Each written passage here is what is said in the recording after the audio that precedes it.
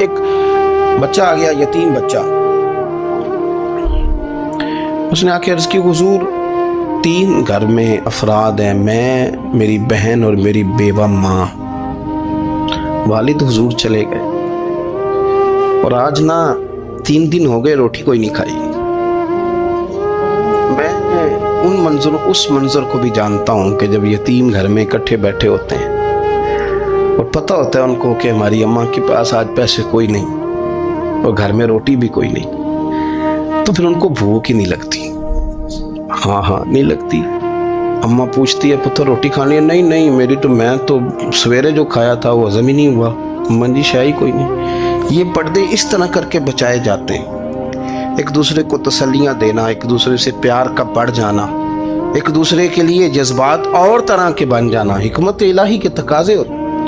یا رسول اللہ صلی اللہ تعالی علیہ وسلم بیوہ ماں ہے، یتیم بہن ہے، 3 دن سے کھایا کچھ نہیں. قربان جائیں وہ گھر جہاں سے کائنات کھاتی ہے ساری. حضور نے فرمایا بلال جا کے ساری ازواج مطہرات سے پوچھ گھر میں کیا ہے. حضرت بلال کہتے ہیں میں سارے گھاری پوچھ آیا، ٹٹول آیا، ٹوٹل 21 کھجوریں نکلی. یہ 2 جہاں کے شاہ ہیں اور پاس کچھ رکھتے نہیں، 2 جہاں کی نعمتیں ہیں، ان کے خالی ہاتھ میں حضور کے سارے گھر کو میں ڈھونڈ 21 کھجوریں نکلی تو لا کے میں نے پیش کر دی. تو حضور نے ڈائریکٹ اس کو نہیں دی، نبی پاک نے اپنے ہاتھ پہ رکھ لی اور کہتے ہیں پھر حضور نے نا اپنا منہ مبارک قریب کیا کھجوروں کی. صحابہ خود فرماتے ہیں کہ یہ جو حضور نے منہ مبارک قریب کیا ہے نا تو نبی پاک برکت کی دعا کر رہے تھے. 21 کھجوروں پہ برکت کی دعا ہوئی. حضور نے اس بچے کو بلایا، تھپکی دی، فرمایا لے جا 7 تیری بہن کی. انہیں معمولی نہ سمجھنا ہو. تو حضرت بلال کہتے ہیں حضور 3 بھی دے دینا کبھی تو 30 سال ختم ہی نہیں ہوتی. 30 سال گزر جاتے ہیں، نکالتے رہو، کھاتے رہو، ختم ہی نہیں ہوتی. حضور نے فرمایا 7 تیری بہن کی، 7 تیری والدہ کی، اور 7 حضور نے اور بھی تلقین فرمائی. فرمایا ایک سویرے کھایا کرنا، ایک شام کو کھایا کرنا. لے جا. حضرت سیدنا بلال حبشی کہتے ہیں رضی اللہ تعالیٰ عنہ کہ بچہ لے کے جب باہر نکلا تو حضرت سیدنا معاذ ابن جبل دوڑ کے گئے اور جا کے بچے کے سر پہ شفقت سے ہاتھ پھیرا. کا فکر نہ کرنا، رب کریم تجھے بہترین سرپرست عطا کرے گا. پتر پریشان نہ ہونا، اللہ تیری مدد کرے گا. صرف حوصلہ دیا، سر پہ دست شفقت پھیرا. بچہ چلا گیا تو حضور نے فرمایا معاذ ادھر آؤ نا ذرا. یا رسول اللہ حکم ہو. فرمایا کس چیز نے تمہیں اٹھایا بچے کے سر پہ ہاتھ رکھنے کے لیے؟ کس نے تمہیں کہا؟ کس چیز نے تمہیں اٹھایا جو تم بچے تک پہنچ گئے؟ عرض کی یا رسول اللہ وہ جو میرے دل میں اللہ نے یتیم کے لیے رحمت رکھی ہے نا، اس نے مجھے اٹھایا تھا اور میں نے جا کے اس کے سر پہ دست شفقت پھیرا. تو حضور فرمانے لگے سن پھر، جو کسی یتیم کے سر پہ خالی ہاتھ بھی پھیر دے، جتنے بال اس کے ہاتھ کے نیچے آئیں گے نا، رب اتنی خطائیں معاف کرے گا، اتنی نیکیاں دے گا، اتنے درجے اس کو بلند کر دے گا.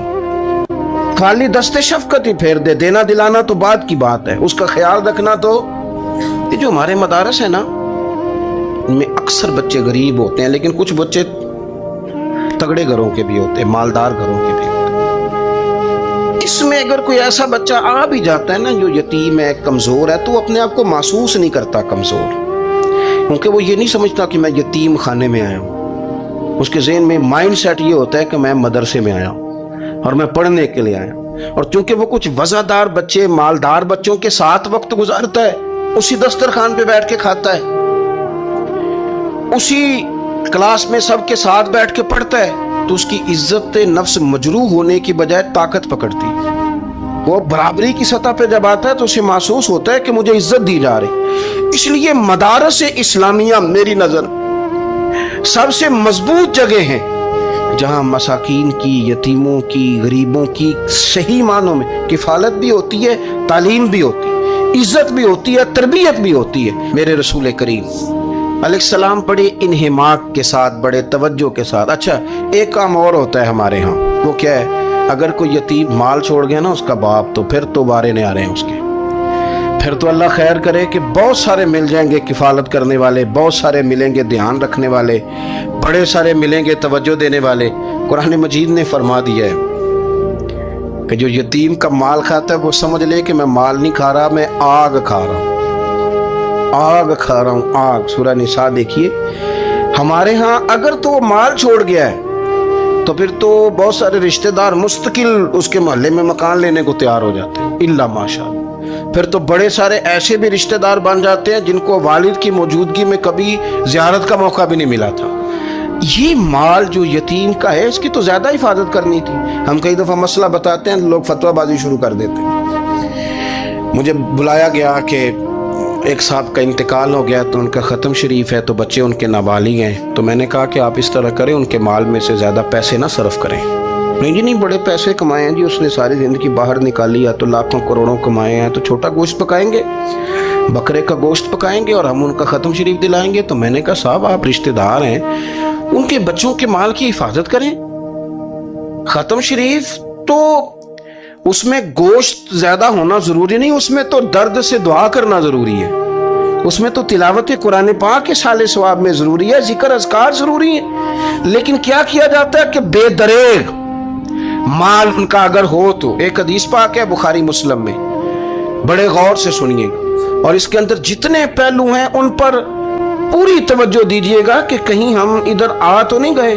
रसूल पाक सल्लल्लाहु अलैहि वसल्लम ना हमारे लिए सबसे बड़े हकीम है, सबसे ज्यादा हिकमत हुजूर ने हमें बतलाई है कि इस रास्ते चलोगे तो बचोगे, इस रास्ते जाओगे तो हलाक हो जाओगे। नबी करीम अलैहिस्सलाम ने फरमाया, बुखारी मुस्लिम है, फरमाया 7 हलाक करने वाली चीजों से बचना, अगर इनमें तुम चले गए तो हलाक हो जाओगे। 7 चीजें हैं जो तुम्हें हलाक कर दें, बर्बाद हो जाओगे, तबाह हो जाओगे, हलाकत का सफर है ये। 7 चीजों से बचो।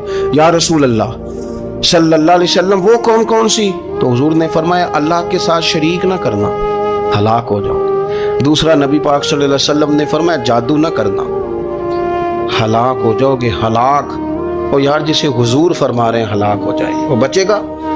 नबी पाक सल्लल्लाहु अलैहि वसल्लम ने तीसरे नंबर पर फरमाया जिस शख्स के कत्ल करने को अल्लाह ने हराम करार दिया है उसे कत्ल ना करना, हलाक हो जाओगे। चौथे नंबर पर रसूल पाक अलैहिस्सलाम ने फरमाया सूद ना कभी भी खाना, हलाक हो जाओगे, हलाक। बड़ी बड़ी दलीलें दी बैंक वालों ने, बड़ा समझाया तो आदि साहब मान गए, मोहतरम मान गए, कहने लगे नहीं जी नहीं वो कारोबार में लगाते हैं। बड़े भोले भाले हैं हम, पता सारा है। और देखो सब कामों के बावजूद मुस्तकिल बैंकों में पैसे उस अकाउंट में रखे हुए हैं जहां से मुस्तकिल सूद आता है। हुजूर ने फरमाया न करना ये काम। तू कहता मैं सूद पे पैसे लेके कारोबार चमकाऊंगा, तेरे नबी पाक ने तो फरमाया तू हलाक हो जाएगा। तू कहता मैं मिल लगाऊंगा, हुजूर ने तो फरमाया हलाकत है। तू कहता मैं बड़ा कुछ कर जाऊंगा तो हलाकत है। अच्छी तरह समझ ले, असल माल भी जाया हो जाता है उस बंदे का जो सूद का माल मिला लेता है, असल बरकत भी उड़ जाती। और मेरे नबी पाक सल्लल्लाहु अलैहि वसल्लम ने 5वें नंबर पे फरमाया यतीम का माल न खाना, हलाक हो जाओगे। न खाना इनका माल, ये करोड़ों हो, अरबों हो या 10 रुपए हो, यतीम का पैसा ना खा जाना, हलाक हो जाओगे, हलाकत तुम्हें आ लेगी। और फिर 6ठे नंबर पर नबी पाक अलैहिस्सलाम ने फरमाया कुफर से जहाद हो रहा हो तो कभी पीठ फेर के भागना ना, हलाक हो जाओगे। और 7वें नंबर पर अल्लाह के रसूल ने फरमाया बेकसूर और बेगुनाह औरत पर तोहमत ना लगाना, बिला वजह बहू के खाते ना कुछ डाल दे, बिला वजह भाभी और बीवी और किसी भी खातून पर कोई इल्जाम बेकसूर औरत पर बहतान ना लगाना। मार मार के एक शख्स ने बेहाल कर दिया बीबी को और बाद में पता चला कि जी मुझे शक है तवीज कराती है। क्या आपकी सोच है? मुसलमान अल्लाह को मानने वाला और इस बातों पर इल्जाम लगाएगा तवीज करा के लाती बेकसूर औरत पर बहतान। एक तो बात है उसे मारना और एक ये है कि कोई तकलीफ देना, और एक खाली इतनी बात की कि बहतान भी ना लगाना, उस पर इल्जाम ना लगाना। यानी तुमने सिर्फ बेकसूर औरत पर इल्जाम ही लगाया तो हुजूर फरमाते हैं हलाक हो जाओ। ये हलाकत वाला काम है, लेकिन हम बगैर सोचे समझे कह देते हैं उसने कहा है, उसने किया है, ये करती है, ये काम नहीं करे। ये 7 वो चीजें हैं जो हलाक कर देंगी। नबी पाक सल्लल्लाहु ताला अलैहि वसल्लम फरमाते हैं मैं ना जन्नत का दरवाजा खोलूंगा तो एक औरत को ना मैं सबकत ले जाते हुए देखूंगा, यानी वो जल्दी से जन्नत में दाखिल हो रही। या बाज शारहीन कहते हैं कि हुजूर दाखिल होते ही सबसे पहले उसका चेहरा देखेंगे, हुजूर फरमाएंगे तू पहले ही आ गई, बीबी जन्नत में, हुजूर ने दरवाजा खोला तो जल्दी से नजर आई, तू पहले आ गई। सब ने लिखा है कि इस औरत की शान ये है कि सबसे पहले जन्नत में गई। मैंने हदीस पढ़ी तो मैंने नीचे हाशिए में लिखा, मैंने कहा मेरा ख्याल ये है कि इसकी ज़्यादा शान ये है कि जन्नत में इसकी सबसे पहली मुलाकात मदीने वाले महबूब से हो गई। ये देखो कितनी बड़ी शान। हुजूर फरमाने लगे तू कैसे पहले ही आ गई, कौन है तू? वो कहने लगी हुजूर मैं बेवा हूं, मेरे बच्चे यतीम थे, मैंने उनकी खातर ना बैठी रही, मैंने निकाह नहीं किया, मैंने उन यतीमों की परवरिश की, बेवा बन के जिंदगी गुजार दी, उन यतीमों के लिए बैठी रही। इसको जायज़ है, ये कर सकती थी, लेकिन इसने सोचा कि मैं इनकी निगहबानी, यतीमों के लिए बैठी रही। आज शान ये है कि मदीने वाले के लिए जब दरवाज़ा खुला है तो इस बीबी को भी रब करीम ने फौरन ही जन्नत अता फरमा दी। ये सबसे पहले गई। मैंने देखी हैं ऐसी औरतें 23 साल में बेवा हुई पर उम्र बच्चों के नाम कर दी। उसे पता था कि कल को जब ये बड़े होंगे तो ये अपने कमरे का दरवाज़ा बंद कर लेंगे, ये नहीं पूछेंगे कि अम्मा सोई है कि जाग रही है, इनका आना जाना अलग से हो जाएगा, इनके ताल्लुकात अपने हो जाएंगे। पर ये बैठी रही, ये बैठी रही। इसने बच्चों को वक्त दिया तो बच्चे तो क्या इसको सिला देते थे, रब ने ये सिला दिया है कि सबसे पहले इसे जन्नत में दाखिला अता फरमाया। अबू दाऊद शरीफ में मुस्नद इमाम अहमद बिन हंबल में हदीस है, नबी पाक सल्लल्लाहु अलैहि वसल्लम के चचा ज़ाद थे हज़रत जाफ़र तैयार, मौला अली शेर खुदा के भाई थे, जंग मौता में शहीद हो गए।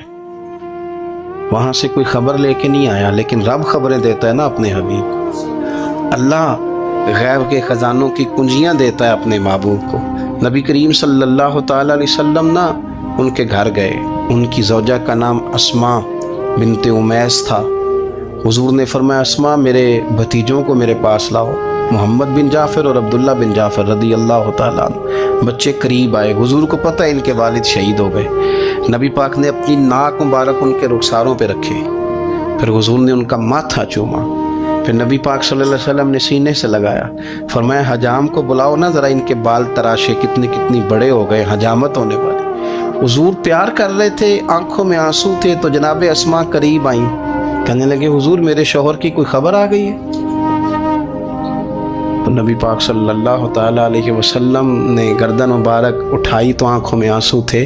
फरमाया रब ने मेरे भाई को शहादत का दर्जा अता किया है। फरमाया कोई आहो बका ना करना मेरे भाई पर, अल्लाह ने उसे शहादत का दर्जा दिया है। हज़रत जाफ़र तैयार के घर वालों के लिए हुजूर ने सहाबा को हुक्म दिया कि ये गम में हैं, इनके लिए खाने पका के लाओ। फिर नबी पाक उन बच्चों से प्यार करने लगे, फरमाने लगे ये जो है ना मोहम्मद बिन जाफ़र, ये अपने दादा जनाब अबू तालब से मिलता जुलता है, और ये जो अब्दुल्ला बिन जाफ़र है ये तो सारा मेरे साथ मिलता जुलता है। नबी पाक सल्लल्लाहु अलैहि वसल्लम प्यार करते, बातें करते। हज़रत अस्मा रोने लगी। ये अबू दाऊद शरीफ में मुस्नद इमाम अहमद बिन हंबल में चमकते जुमले। अर्ज़ करने लगी हुजूर मेरे बच्चों का क्या बनेगा, कौन किफ़ालत करेगा? कुर्बान जाएं रसूल पाक सल्लल्लाहु अलैहि वसल्लम के क्या जुमले, यतीमों के लिए हुजूर का नवाजने का क्या अंदाज है। फरमाया अस्मा तू फिक्र न कर, अना वलीयुहुम फिद दुनिया वल आखिरा।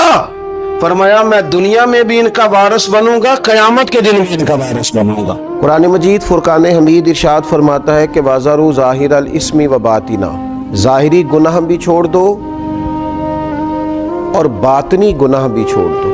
साहिब तफसीर सावी इसकी तफसीर करते हुए फरमाते हैं कि ज़ाहिरी गुनाह तो इंसान के ये है ना, जैसे माज़अल्लाह किसी ने कत्ल कर दिया, डाका डाल दिया, बददियानती कर ली, ख़यानत कर ली। और बातनी गुनाह ये है कि उसने हसद किया, तकब्बुर किया, बुग़्ज़ रखा, बदगुमानी की, बुरा सोचा, अपने दिल के अंदर उसने कीना परवरी की। ये सब वो बातनी गुनाह हैं जो इंसान के दिल को बिगाड़ देते हैं, उसके बातिन को मैला कुचैला गदला कर देते हैं। इंतहाई खूबसूरत, नफीस, पढ़े लिखे, साफ़ सुथरे, समझदार, अच्छे घराने के लोगों को ये बातनी गुनाह इस तरह का बना देते हैं कि वो एक खुदगर्ज इंसान बन जाता है। उसका रवैया इंसानों के हक़ में इंतहाई बदअखलाक़ी का हो जाता है। یہ جو باطنی گناہ ہیں، یہ جو باطن کے میل کچیل ہیں، حضرت سیدنا امام غزالی رحمۃ اللہ علیہ فرمایا کرتے تھے ظاہری اعمال کا باطنی اوصاف کے ساتھ خاص تعلق ہے۔ فرماتے ہیں اگر باطن خراب ہو جائے تو ظاہری اعمال بھی خراب ہو جاتے ہیں، اور اگر باطن اجلا ہو، خوبصورت ہو، صاف ستھرا ہو، عاجزی والا ہو، انکساری والا ہو، خیر خواہی والا ہو، اللہ کے بندوں کی محبت والا ہو، اچھی سوچ والا ہو، اس کے اندر یہ ساری خوبصورتیاں موجود ہوں تو پھر انسان کا باطن بھی سنور جاتا ہے۔ ہمارے دلوں کے اندر بعض ایسی چیزیں ہوتی ہیں جو ہمارے لیے انتہائی خطرناک ہوتی ہیں۔ حسد کا سادہ معنی جو ہمارے ہاں کیا جاتا ہے وہ جلنا ہے۔ تو مجھے بتائیے جو آدمی جل رہا ہوگا وہ سکون کیسے پائے گا؟ بغض کا معنی دل پر کسی کے لیے بوجھ رکھنا بھی کیا جاتا ہے۔ تو جب اپنے دل میں کسی کے لیے بوجھ رکھا جائے گا، تکلیف محسوس کی جائے گی، تو کیا انسان قرار پائے گا؟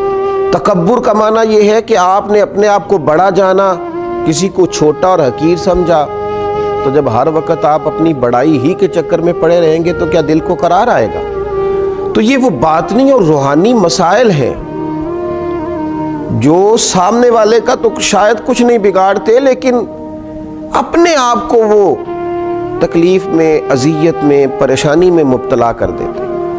تو ان روحانی مسائل کی معرفت رکھنا، ان کا خیال رکھنا، نبی اکرم نور مجسم صلی اللہ تعالی علیہ وسلم نے فرمایا تمہارے وجود میں گوشت کا ایک لوتھڑا ہے، اگر وہ ٹھیک ہو گیا تو سارا جسم ٹھیک ہو گیا، اگر وہ بگڑ گیا تو ہر چیز ہی بگاڑ دے گا، بگڑ گئی ساری چیزیں۔ یا رسول اللہ صلی اللہ تعالی علیہ وسلم وہ کون سا لوتھڑا ہے؟ تو فرمایا وہ تمہارا دل ہے۔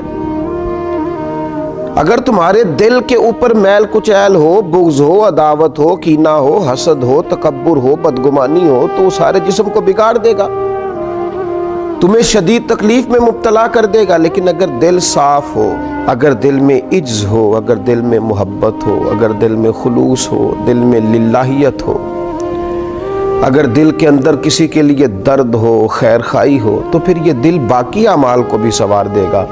اسی لیے امام غزالی رحمۃ اللہ علیہ فرمایا کرتے تھے کہ دل ایک تنے کی طرح ہے، درخت کا جو تنا ہوتا ہے اس کی مانند دل ہے۔ اگر تمہارا دل صاف ہے تو پھر جو اوپر شاخیں لگیں گی تنے کے وہ بھی خوبصورت لگیں گی، پھول لگیں گے، پھل لگیں گے، توانائی ہوگی۔ لیکن اگر دل ہی بگڑ گیا ہے، پاک ہوئے تے پاک ہی ملدائی تے بنا پاکوں پاک نہیں ملدا، سارے جسم دے تون دے نالوں اکو تولے ٹکڑا دل دا۔ اور اقبال کہنے لگے دلے بیدار پیدا کر کہ دل خوابیدہ ہے جب تک، نہ تیری ضرب ہے کاری نہ میری ضرب ہے کاری۔ دل اگر صاف ہو، یہ جو باطنی ہمارے مسائل ہیں، یہ جو روحانی مسائل ہیں، جب تک ان کا ادراک نہیں ہوتا، اعلیٰ حضرت فاضل بریلوی رحمۃ اللہ علیہ فتاوی رضویہ شریف میں ارشاد فرماتے ہیں کہ جو مسائل ہیں نا علم قلب کے، دل کے جو مسائل ہیں، فرماتے ہیں یہ بھی فرض ہے ان کا سیکھنا بھی۔ کون سے مسائل؟ فرماتے ہیں جیسے تواضع سیکھنا، جیسے توکل سیکھنا، جیسے اخلاص سیکھنا، اس طرح باقی مسائل سیکھنا فرض ہے، یہ بھی سیکھنا فرض ہے۔ اور فرماتے ہیں جس طرح بہت سے حرام چیزوں کی معلومات ہونی چاہیے کہ یہ ٹھیک نہیں، یہ منع ہے، یہ درست نہیں ہے، اس سے اللہ رسول ناراض ہو جائیں گے، اسی طرح جو محرمات باطنیہ ہیں، یعنی تکبر ہے، ریا ہے، عجب ہے، حسد ہے، ان کی معلومات ہونا بھی ہر مسلمان کے لیے فرض ہے۔ اور پھر آگے چل کے آپ ارشاد فرماتے ہیں عظیم روحانی پیشوا سلسلہ قادریہ کے عظیم روحانی بزرگ اعلیٰ حضرت فاضل بریلوی رحمۃ اللہ علیہ ارشاد فرماتے ہیں جس طرح پنجگانہ نمازوں کی فرضیت جاننا ضروری ہے، اسی طرح حصول اخلاص کا علم ہونا بھی ضروری ہے۔ اس لیے کہ ہر عمل کی صحت، ہر عمل کا ٹھیک ہونا، اللہ کی بارگاہ میں قبول ہونا اخلاص ہی کی بنیاد پر ہے۔ اگر اخلاص کی معلومات ہی نہ ہوں گی تو یہ وہ روحانی مسئلہ ہے، یہ وہ روحانی مسئلہ ہے جو تمام اعمال کو ضائع کر دے گا، اکارت ہو جائے گی کی ہوئی ہر ایک نیکی۔ پھر آپ ارشاد فرماتے ہیں جس طرح حلال و حرام کا علم ہونا ضروری ہے، اسی طرح ریاکاری کا پتہ ہونا بھی ضروری ہے۔ فرماتے ہیں بڑے بڑے عابد ہیں، بڑی بڑی بہترین عبادت ہے، پر اپنے دکھاوے کی وجہ سے، ریاکاری کی وجہ سے اس عبادت کو ضائع کر لیتے ہیں۔ اعلیٰ حضرت فاضل بریلوی رحمۃ اللہ علیہ فرماتے ہیں جس طرح ظاہری اعمال ان کے فرائض سنن واجبات کا جاننا ضروری ہے، اسی طرح انسان کے لیے خود بینی اور حسد کے مسائل کا جاننا بھی ضروری ہے، اس لیے کہ حسد تو اعمال کو کھا جاتا ہے جس طرح لکڑیاں کھا جاتی ہیں۔ یہ جو روحانی مسائل ہیں، یہ جو اندر پنپ رہے ہوتے ہیں، اور امام غزالی رحمۃ اللہ علیہ فرماتے ہیں اس میں تخصیص نہیں کہ یہ تکبر، حسد، بغض، عداوت صرف جہلاء میں ہوتا ہے، کہتے ہیں یہ پڑھے لکھے لوگوں میں بھی ہوتا ہے۔ اس میں تخصیص نہیں کہ یہ صرف غریبوں میں ہوتا ہے، یہ امیروں میں بھی ہوتا ہے، یہ صرف نادانوں میں نہیں ہوتا، سمجھدار لوگوں میں بھی ہوتا ہے۔ ان اعمال کا جاننا، ان کا حساب کرنا، یہ بڑا روحانی موسم ہے رمضان المبارک کا۔ اس مقدس موسم کے اندر جہاں ہم اپنے ظاہری اعمال پر توجہ دیں گے، جس طرح ہم اپنے نماز کو ٹھیک کریں گے، وضو کو ٹھیک کریں گے، جس طرح زکوٰۃ ادا کی جائے گی، اسی طرح روزہ ایک باطنی عمل ہے جو اللہ اور بندے کے درمیان راز ہے۔ تو روزے کے باطنی عمل کے ساتھ ساتھ ہم اپنے باقی اعمال پر بھی توجہ کریں کہ ہمارا دل کہیں حسد کا شکار تو نہیں، بغض کا شکار تو نہیں، عداوت کا شکار تو نہیں، بدگمانی کا شکار تو نہیں، عجب کا شکار تو نہیں۔ اگر دل کے اندر یہ ساری بیماریاں ہوں گی تو یاد رکھیے گا، سارے اعمال کے باوجود، ساری نیکیوں کے باوجود انسان نہ قرار پا سکے گا، نہ وہ نیکیاں اللہ کے حضور قبول ہوں گی، نہ اسے کوئی فائدہ ہوگا۔ اپنے ان روحانی مسائل کے حل کے لیے سب سے پہلے کوشش کی جائے، اپنے باطن سے ان قدورتوں کو، ان بیماریوں کو، ان چیزوں کو سب سے پہلے نکالا جائے۔ اگر دل صاف ہو جائے، دل پاک ہو جائے، دل طہارت والا ہو جائے، دل عاجزی والا ہو جائے، دل درگزر والا ہو جائے، دل خلوص والا ہو جائے، للہیت والا ہو جائے، دل اللہ کی محبت والا ہو جائے، رسول اللہ کی غلامی والا ہو جائے، تو پھر دل دریا سمندروں ڈونگے کون دلاں دیاں جانے، 14 طبق ساڈے دلے دے اندر، اسی تمبو وانگو تانے۔